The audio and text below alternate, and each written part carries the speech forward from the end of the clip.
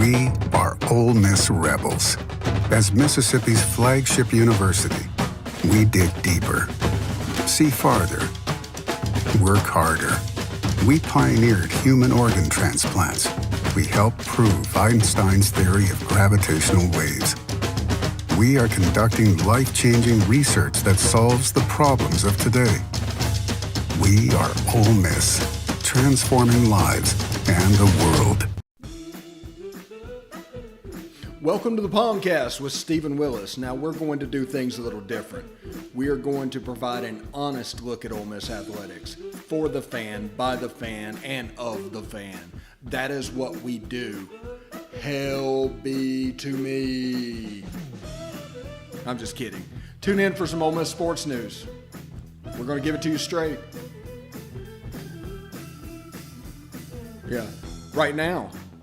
The POMcast starts now. It happens now. Holy cow. Listen to me. It's starting. Well, it's going to start right about now. Good morning, good morning, good morning. Welcome to the POMcast. I'm the host of your magical mystery tour that we call Ole Miss Fandom, Stephen Willis from the palatial Central Florida studios. Thank you so much for joining us. Before we get started, I do want to tell you about Travel and Cruise World. You can see it right over there. These guys is basically going to be the local hookup for you if you are traveling to Central Florida. They know all the rules. They know all the deals. They know everything that is going on from Disney to Busch Gardens to the beach to the Everglades. They have all that on lockdown. This is a hookup that is done expressly for you. We are working on the promo code and everything that you need to do, exactly what the promo is going to be. But go to Travel and Cruise World. Again, that's 1-800-330-7461. Again, that is 1-800-330-7461. That's Travel and Cruise World. Ask for Scott. He can hook you up. So these guys are going to be really great. It's going to be about hooking you guys up and providing value in your life, because that's what we want to do. These advertisements are not going to be about me. They're going to be about you. So if I can try and find something that can help you out, I'm going to do that. I have a couple other irons in the fire at the moment that I'm waiting for it to get further down the road to tell you about. That'd be pretty cool as well. So pay attention, stay tuned, I guess you can say. If you're interested in watching the show, you can watch us at The Stephen Willis or at The Rebel Walk, Facebook.com/The POMcast or Facebook.com/The Rebel Walk.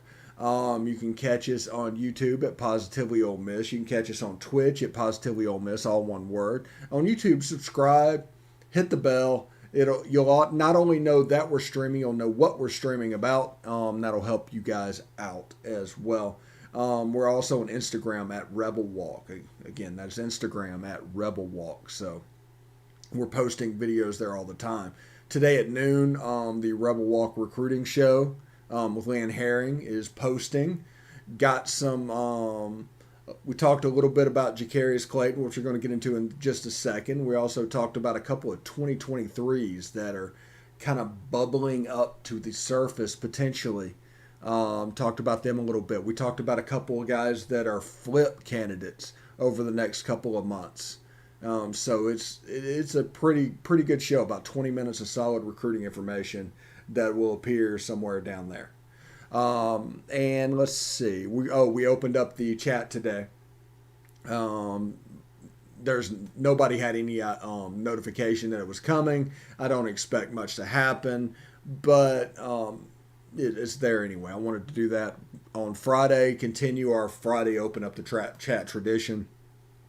I just forgot to go public with that. Also, if you like a podcast, and everybody likes a podcast, we don't advertise based off of it and all that stuff, but we're on Google Podcast, Apple Podcast, Stitcher, SoundCloud, Spotify, TuneIn Radio, iHeartRadio, and Pandora. Several smaller podcatchers as well, but it would take the whole show to name them. So thank you very much for coming in to this, this Friday weekend show. I've recorded, so I know what the recruiting show is going to be about. even though it's going to pop up, in a couple hours from now. But Jacarius Clayton announcing at 6:30 Central tonight. That's a pretty big deal. He was a Mississippi State commit. He backtracked a little bit now. According to his top two, is between Ole Miss and Arizona State, and I feel pretty good about this one, honestly. And Randall Joyner and Marquise Watson's just doing some work on the defensive line. We all know that in the SEC, that is the heart of the whole football team. You can't have a good football team without a good defensive line in this league. You're going to get exposed. It's always been a game that is fought in the trenches. And the realistic part of in the trenches is they recruit offensive linemen to block these monsters at defensive line. So we're always going to be, in this league, defensive line oriented. And right now on the defensive line, Randall Joyner is doing some work. He just absolutely is. And you can see the talent and the size-speed ratio and all those things just start ticking up with every commitment. And he has a chance to build a group of guys. Like I said, in this hybrid defense, there's going to be some 4-3 principles. There's going to be some 3-4 principles, but they're going to be hybrid players, essentially. And some, the nose guard is going to play like a true nose guard, and then you're going to branch off of that. Sometimes 3-4 with 2-3-4 defensive ends. Sometimes you have a 3 technique in there with a defensive end that's playing out wide along with the pass rusher that's standing up. The principles are the same, but the players being interchangeable are an important part of this. And it's important to realize that these players, they're just mountains of men. Now, before you think they're mountains of men that can't move, they're truly as what we call dancing bears. You're talking 370 pounds and just can move. Getting recruited by high-level players, there's a chance of a flip of one guy from Mississippi, I think we talked about, that could flip at some point.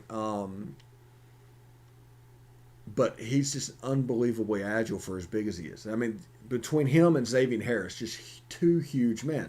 And then you get Jacarius Clayton. And what you need to see from him, if Ole Miss gets him, is he fits into that 3 technique. He fits into that strong side defensive end. That's the versatility that this player plays with. At 280 pounds, he has the ability to play both. Now, he's probably not going to play too much rush in or weak side defensive end. He's not really big enough to play nose. He might be a third down nose, depending on the agility and the speed that is required. But he's a player that can play across the front, as you can see. And Tupelo traditionally has been just a nightmare scenario for Ole Miss. I think in 2019 that thawed a little bit. And Ole Miss got the wide receiver out of Tupelo, signed him up, and they had Joe Horn Jr. Committed for, basically the whole time, and then didn't sign with Ole Miss. That's fine. But it's been a Mississippi State stronghold for a while. I mean, in 2019, Ole Miss signed players from Brandon and Tupelo, and I was shocked. Just absolutely shocked. Because those are places that are not just strongholds, they're elite strongholds. To put this in perspective for you, they were essentially their South Panola. To where they could farm players through and get them in, and going all the way back to Chad Bumpus, going all the way back further than that. I mean, Tupelo and Brandon have been really good to Mississippi State over the years. So to see Ole Miss get involved, and not just get involved, start winning, that shows kind of what's happening. And this is going to be my hot take. Everybody likes to make fun of the 2019 Mississippi-made class, but honestly, we are not here without it. Anything that has happened this year is directly attributable to that class. Did we miss out on a couple of defensive linemen? Yep. Did we miss out on the Kobe Dean? Yep. Did we sign a 5-star that class? Yep. Did we sign a utility player that's elite? Yep. Did we go into places like Tupelo and Brandon and win? Yep. All of these were in that Mississippi-made class, and that was the turnaround class. Now, if you remember back to 2019, whenever everything started turning, it started turning off the camp season. And I think we got 10 or 11 commitments off of the camp series. And players like Sam Williams broke out. Players like, Jonathan Mingo. We always knew that we were going after Jerry and Ely. But you look at that whole recruiting class. Our offensive line is going to be a ton of that class, even though they might not be Mississippi made. But that was a great recruiting class. It just absolutely was. Now, there's some players defensively that are going to get processed and transferred out because they recruited for a 3-4. And what we do is a little bit differently. It's a different type of player, so we have to overhaul the personnel on that side of the ball. Remember, there is not one football player. What you're asking somebody to do, they might not be able to do it. But if you specify exactly what is needed, you're going to be able to pull that off. And then you look at the linebackers like Lakeith Henry. But they got recruited into a 3-4. Cover the A gaps, cover the B gaps. Now we're asking linebackers to go sideline to sideline. All of a sudden, off tackle, that was a problem at the beginning of last season. It was because of personnel. It wasn't because of scheme. It was because of personnel. So just pay attention to that. And this is a guy that can play multiple spots on the defensive line and fill in for holes for whatever we're doing. Because on the defensive line and in the front seven, we are a hybrid. Think of it as 4-3 or 3-4. We want the personnel to do both. We want to be multiple. So there might be plays where first down, we're in a 3-4 with a stand-up rush in. Second down, we're in a 4-3. Same personnel. And after that, we're in a 4-1-6. This is an extremely multiple defense, and you can see this by us getting guys that are one-on-one winners. This coaching staff doesn't seem to recruit a guy that struggles with a one-on-one. So you see a lot of great ball skills. You see a lot of great determination. You see a lot of great motors. So I trust these guys implicitly with their evaluations, which is something that I didn't really do.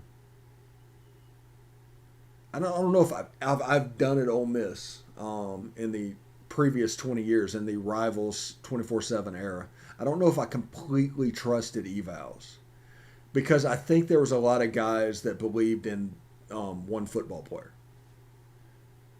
No matter what you do, he can do it, or he should be able to do it. And that isn't the fact. You recruit a guy to handle a specific set of tasks, build a defense around that, and go. Now, people might say that might make you simple, that might make you predictable. Well, in the age of tempo, you need to be. You need to be able to get the call. You need to simplify things down to the lowest common denominator so there's not busts and big plays. So that simplicity is the winner. We're going to take a short break. Whenever we come back, we are going to talk about general defense and what you need to look forward to. Very simplified, very 30,000 feet view, but we'll talk a little bit about what defenses do. All right, stick around.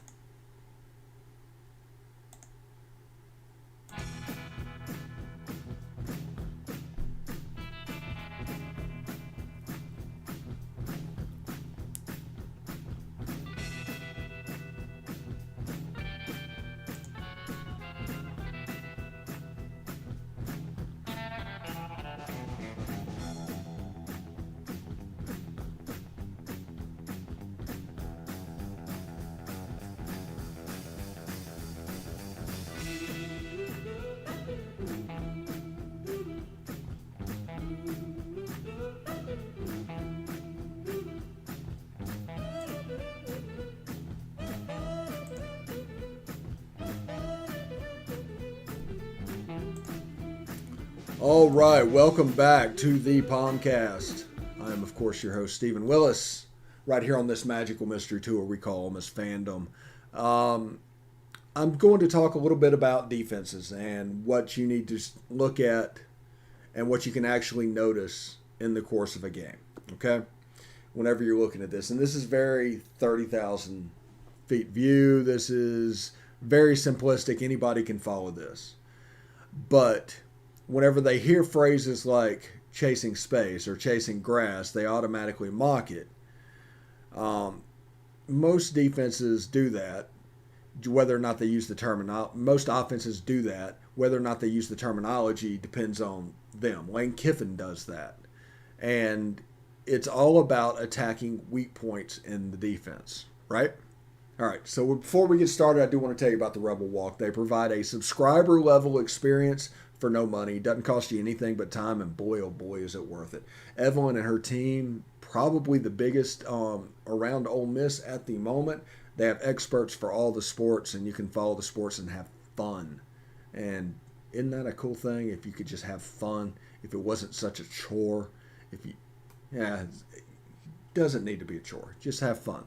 But they do that. Go over to therebelwalk.com for more information. That is therebelwalk.com.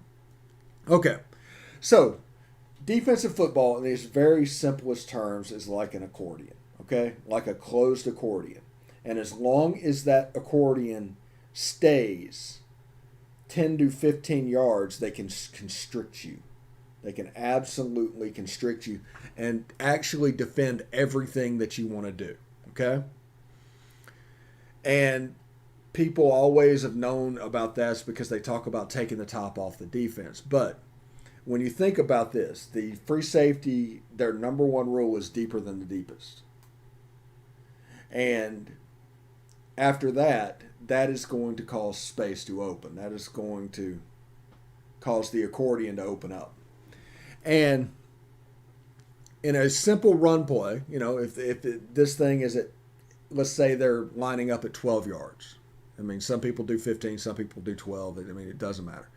The free safety at 12, defensive line right there. So it's 12 yards from the free safety to the defensive line. That's pretty much the delineation. And a running play, the linebackers attack forward, and that little bit of space condenses even more. But whenever they collapse forward, the space between the free safety and the linebackers behind them opens up. So this is the reason play action passes work. It creates a little separation of space in between levels of defenders.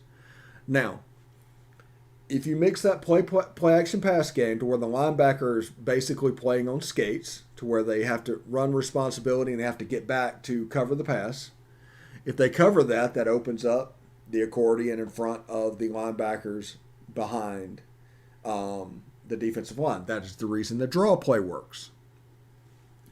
So, when I say this offense that Lane Kiffin runs tortures linebackers, I absolutely mean it. Because right there between draw and screen and play action pass, the linebackers are already moving. That's front and back motion. So now add in the pre-snap, the jet sweep, where a linebacker has to think about going out to the side to follow that guy. If you don't do it, they're going to give it the jet sweep, and he's going to gain 5 to 7 yards. If he breaks the cornerback, gets blocked, or a strong safety slips down, he's gone. So that adds lateral movement for their decision making. And at any point, there are options on these jet sweeps to where you can basically run a jet sweep or a zone read off of the backside. So that's lateral movement and vertical movement. All responsive. All the linebackers have to take into account.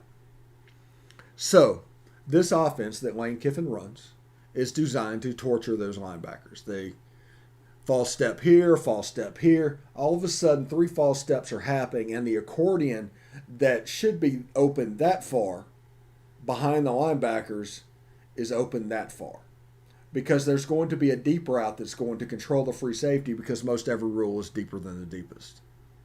So that eliminates one of your defenders right there. Because any defensive coach worth his salt wants there to genuinely be two players for every one attacker. You want a numbers advantage every time. So the free safety is always going to do that. You can man cover all you want. That can take two players out of it. So now you're dealing with a 10-on-9. With all that space behind the linebackers, with those three players having to look at all four directions for responsibilities, and a super quick slot receiver in the background with a strong safety to break a tackle on for a big play, or a tight end. You can attack it that way. The deep routes are going to be attacked for double moves on the outside. They're going to scare the free safety. They're going to make them play deeper because big plays are going to happen in this offense because of that. Because the whole purpose of this offense is to take the closed accordion and open it up. And if you can make them play within a 25-yard box as opposed to a 12-yard box, the offense is going to be exponentially more effective. That's the way Todd Grantham used to be. That's the way Nick Saban and Kirby Smart used to be. They want to constrict you into that 12-yard box because they didn't think you were good enough to go over the top of it because they have better players and they have a numbers advantage going back there.